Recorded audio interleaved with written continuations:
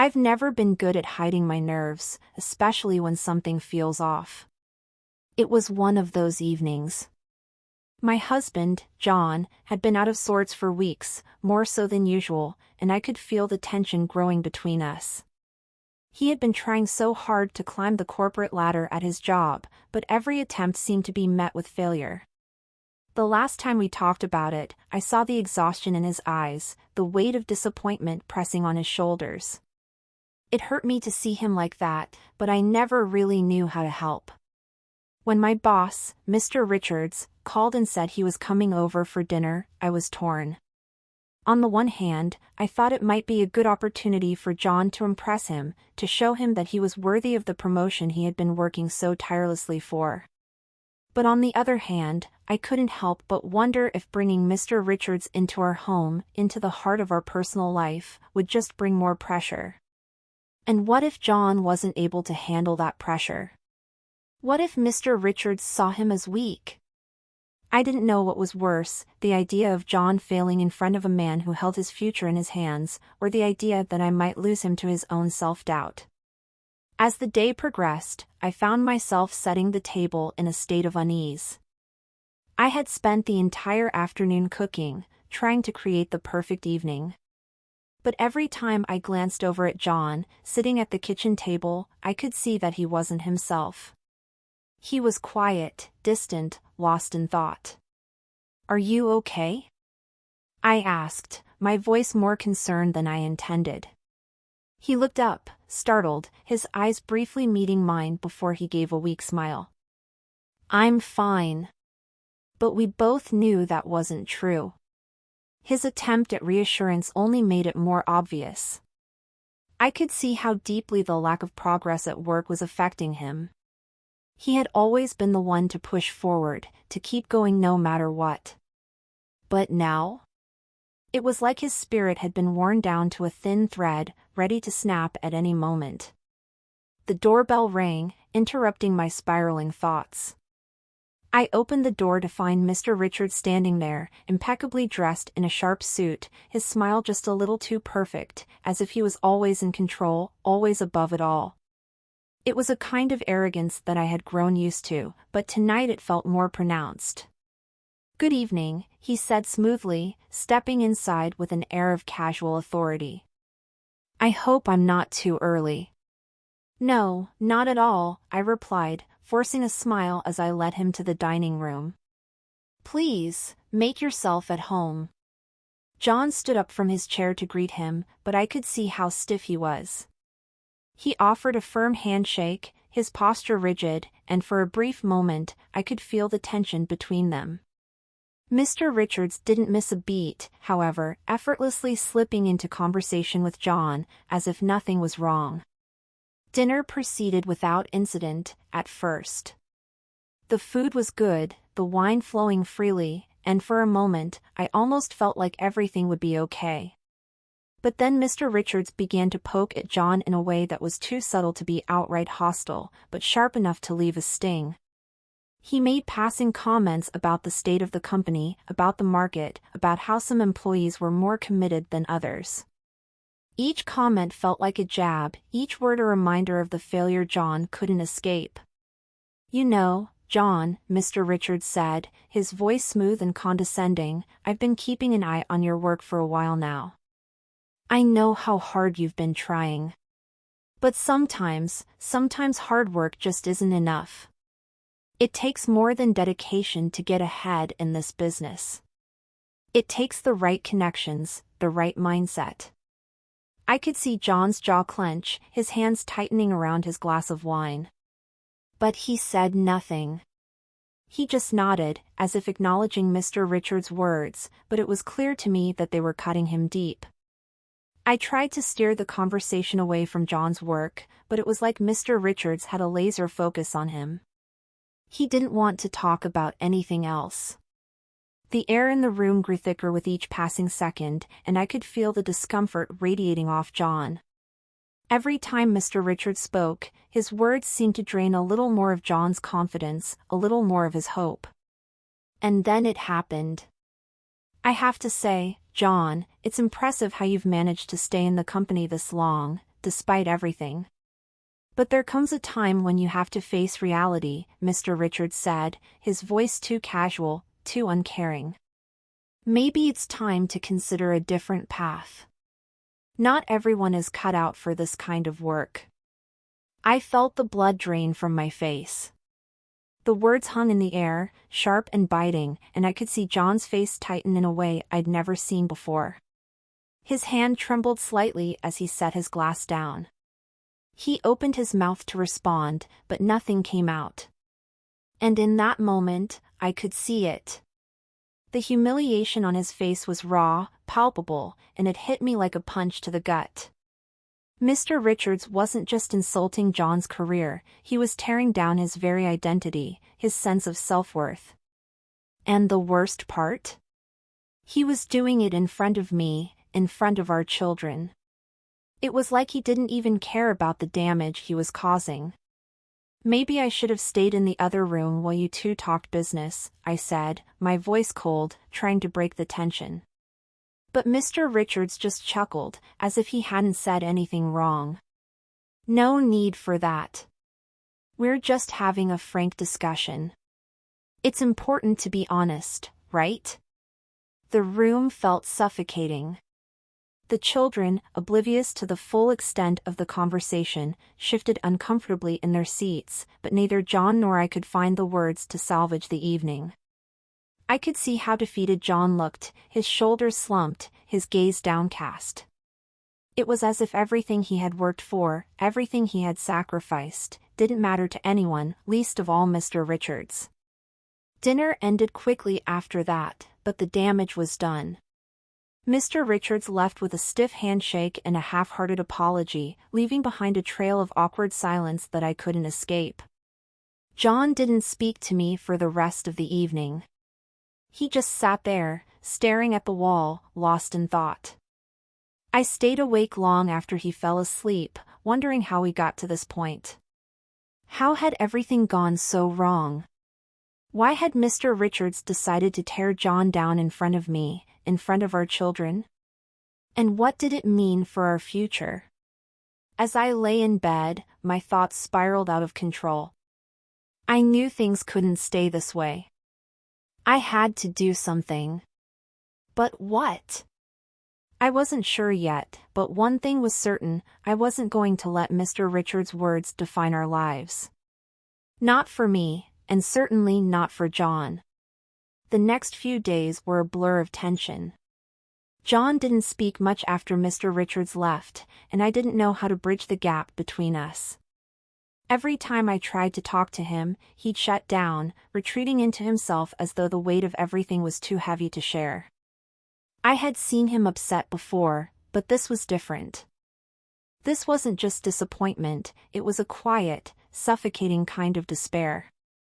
I couldn't pretend that everything was okay anymore.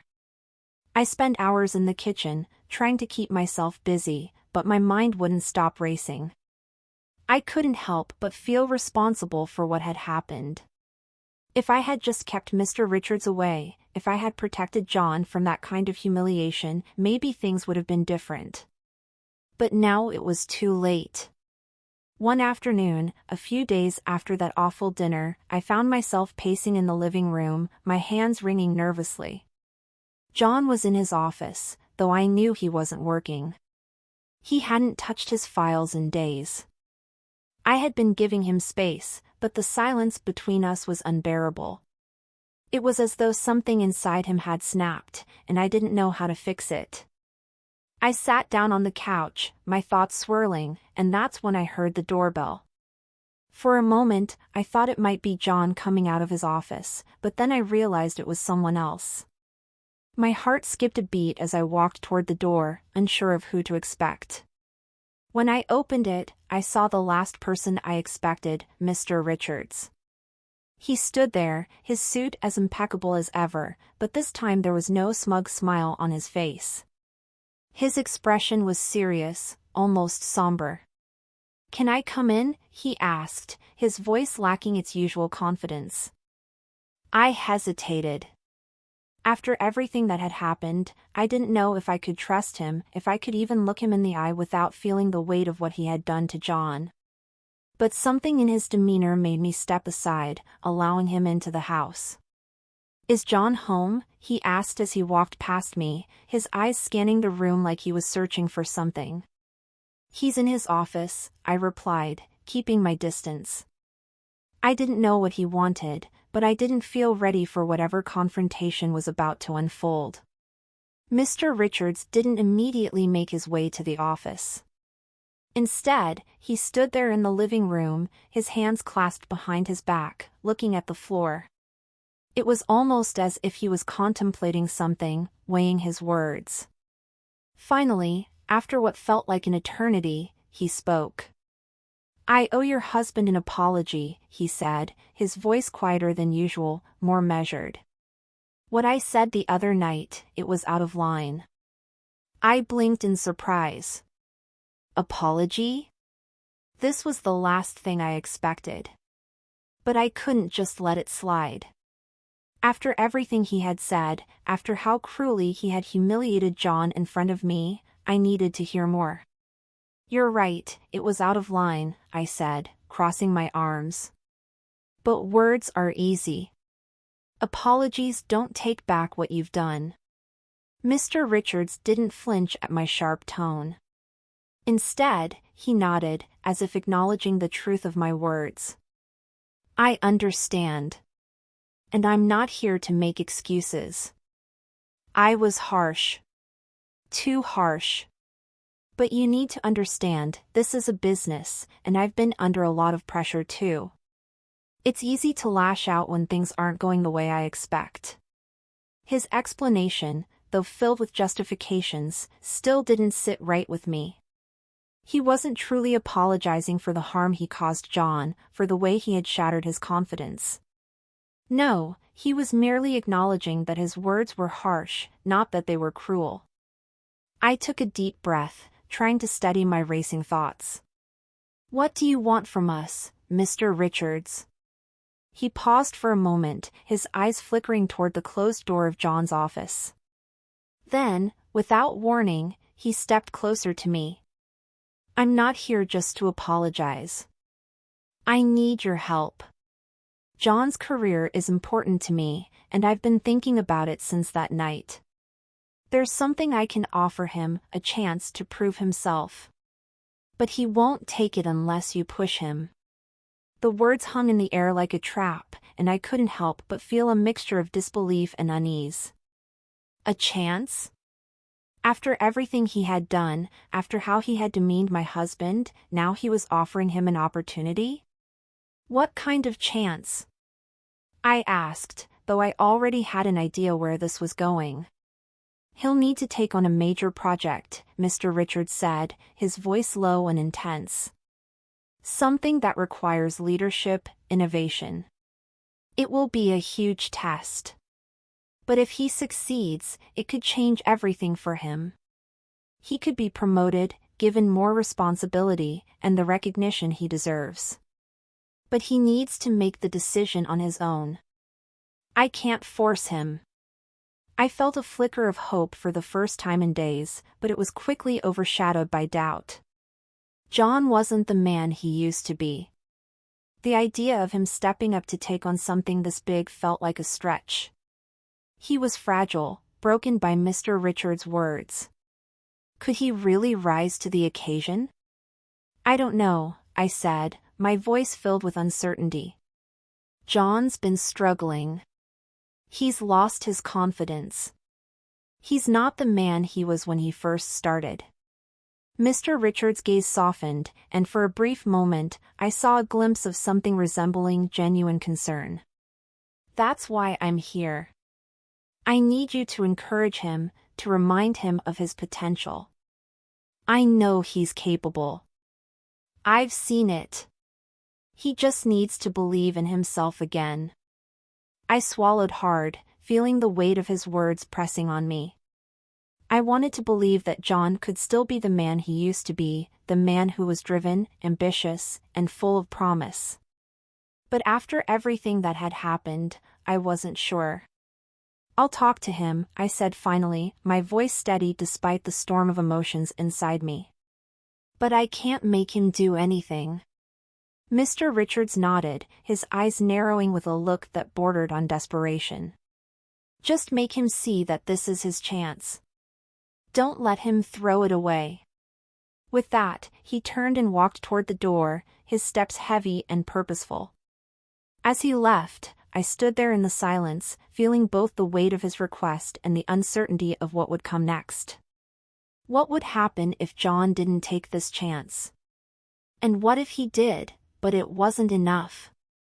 I knew this was just the beginning, but what would come after? And what kind of man would emerge from the ashes of this family after everything had been said and done? I didn't have the answers, but I knew one thing for sure, this wasn't over. The days that followed Mr. Richards' visit were filled with an eerie, fragile hope that lingered in the air like dust. I did everything I could to be supportive. I spent hours trying to figure out how to approach John, trying to find the right words to coax him back into the man he used to be. But every time I opened my mouth, I froze, the words feeling hollow and unconvincing. How could I make him believe in himself again when I wasn't sure I believed in him either? One evening, after a long day of silence between us, I found John sitting on the couch, his eyes fixed on the blank TV screen. His posture was slumped, his shoulders heavy with some invisible burden. He looked smaller, as though the weight of Mr. Richards' words had reduced him to something less than he used to be. I wanted to reach out to him, to fix everything, but I didn't know where to begin. I took a deep breath and walked over to him, sitting down beside him carefully, almost as if he might shatter if I made the wrong move. For a long time, neither of us spoke. The quiet between us was thick, heavy, but finally, John broke it. I've been thinking about what Richard said, he muttered, his voice barely audible. I can't believe he came here and said those things to me. To us. I swallowed hard, my stomach turning. I know, but he's offering you a chance, John. A real chance to prove yourself. John let out a bitter laugh, his eyes hollow and distant. What's the point? He doesn't really believe in me. He just wants to use me as a pawn in some game. He knows I'm not good enough. No, that's not it, I said, reaching for his hand, hoping to find some spark of the man I once knew. He sees something in you, John. He thinks you're capable, but you need to believe in yourself first. You can't keep hiding behind this self-doubt. John pulled his hand away and stood up, pacing around the room with a restless energy. You don't understand, Laura. You didn't see the way he looked at me. Like I was nothing. Like I was some kind of failure. That's all I am now, a failure. My heart ached hearing him say that. I hated how his words mirrored Mr. Richards' cruel assessment. But I couldn't let him spiral further. I couldn't let him give up. John, stop. Just stop. You're not a failure. You're more than what Richard says about you. You're more than this job, more than what anyone thinks you are. His eyes flickered with a mixture of frustration and sadness. How can you say that? How can you possibly think that after everything that's happened? I reached for him again, this time pulling him into a tight hug. Because I know you. I know the man you used to be. You weren't always this way. You have so much to offer, John. Don't let one person's opinion define who you are. There was a long silence as he stood there, his face buried in my shoulder. Finally, he spoke, his voice trembling. I don't know if I can do it, Laura. I don't know if I can handle the pressure. What if I fail again? You won't fail, I whispered, pulling back to look into his eyes. This is your chance, John. You can't keep running away from it. I believe in you, and I'm not going to let you give up. Not now.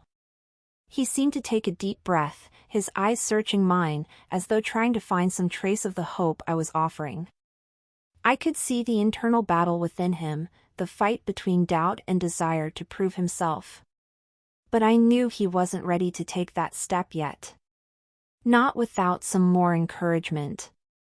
"I'll think about it," he said finally, his voice quiet but softer than before. "I'm not sure I'm ready, but maybe. Maybe I'll try." It wasn't a resounding declaration, but it was progress. I nodded, a small but genuine smile breaking across my face. "That's all I'm asking, John. Just try. Do it for yourself. Do it for us." The next few days were a turning point.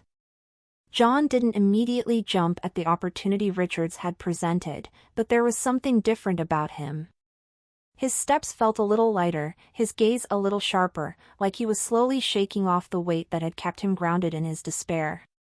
He started to take small steps, answering emails, working late into the night, diving back into projects he had once abandoned. I could see him beginning to rise from the ashes of the man Mr. Richards had torn down. But the biggest change was in the way he spoke. Slowly, he began to talk about the future again, about what he wanted, about what he could achieve. It wasn't easy, but the cracks in his armor were slowly starting to heal. One evening, after several weeks of hard work, John sat down at the kitchen table, a quiet determination in his eyes. He looked up at me and said, "I called Richards. I told him I'd take on the project." I felt a surge of pride in my chest. It wasn't the grand gesture I had hoped for, but it was enough. He was taking control again. He was finally starting to believe in himself. "Are you sure?" I asked, though I could tell from the look on his face that there was no hesitation now. "Yes," he said, his voice steady. "I'm going to do this, Laura. For me. For us." The relief that washed over me was overwhelming. For the first time in months, I felt like I could breathe again. I knew it wasn't going to be easy, that there would be setbacks, but in that moment, I finally believed that John had found his way back. And so, as I watched him walk into his office, his back straight and his steps confident, I couldn't help but smile. We weren't out of the woods yet, but we were moving forward, together. The journey would be long, but we had taken the first step. As I sat there, reflecting on everything that had happened, I realized that Mr. Richards' cruel words had, in a twisted way, sparked something in John, a fire that had been dormant for too long. It wasn't just about a job, or a project. It was about reclaiming his own sense of worth, his pride, and his place in this world. And as John closed the door behind him, I knew that whatever happened next, we would face it together. And that, perhaps, was the most important thing of all.